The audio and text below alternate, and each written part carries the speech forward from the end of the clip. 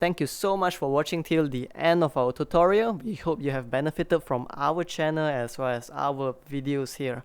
If what we do here has been helpful to you thus far, please help us or support us by pledging to our Patreon, or you could just support us by liking, commenting down below as well as sharing our videos. Thank you.